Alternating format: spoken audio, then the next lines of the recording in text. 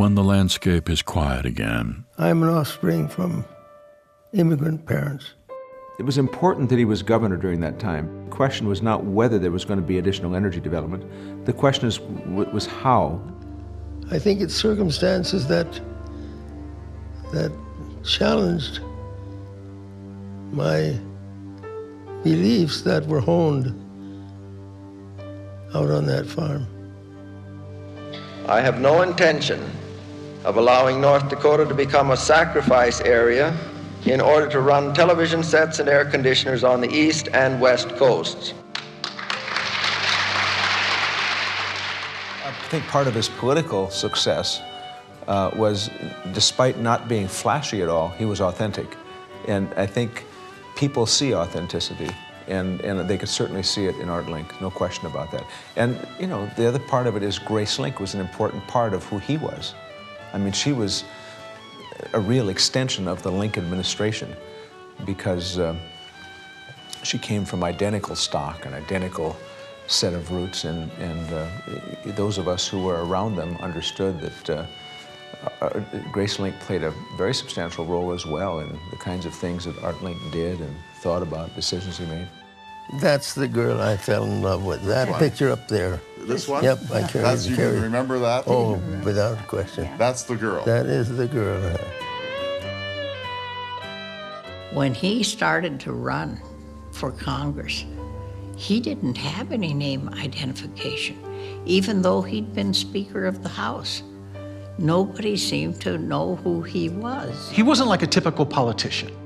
He wouldn't go and just walk up to you and hold out his hand and say, "Hi, I'm Art Link running for Congress." That just was not his nature. Well, I mean, look, this is a period when Elvis was alive. I mean, you know, Art Link was not Elvis. There was no, I mean, Art Link was not, you know, a rock star, and he didn't send shivers through the bones of an audience.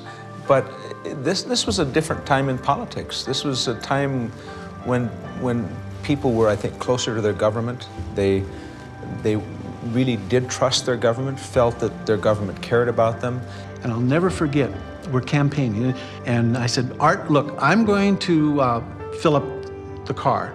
Why don't you go inside and just shake hands?" I had to, you know, nudge him to do that, honestly. And he said, "Well, okay."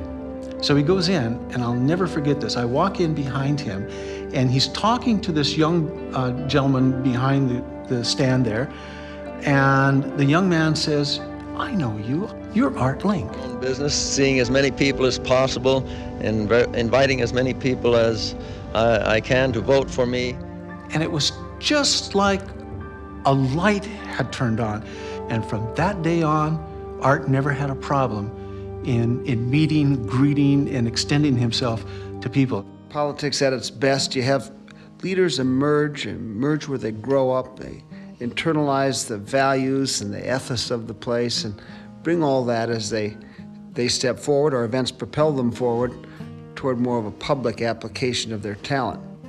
Well, that sure happened with Art. You know, he was born of hard-working stock up there in the northwestern part of North Dakota. They worked very hard, fell in love with a lovely and talented and intelligent local girl. They set about creating their lives together on the prairie of Alexander. They didn't anticipate, I think, the kind of public role, really public icon status they'd ultimately achieve. Governor Arthur A. Link delivered his most famous speech, "When the Landscape is Quiet Again," almost 40 years ago. Yet it is still widely recalled with affection and the deepest respect, displayed on the walls of offices and private homes, and invoked in arguments as the final word on the agrarian foundation of North Dakota life. And now, as a second and much more dramatic energy boom comes to the northern plains, Art Link's words about the timelessness of grass and grain are more than a historical legacy.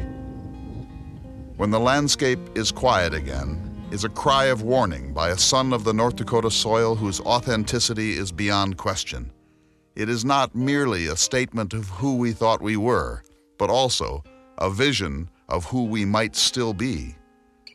How deep the legacy of Arthur A. Link is rooted in the North Dakota soil depends upon those whose lives are still largely before them.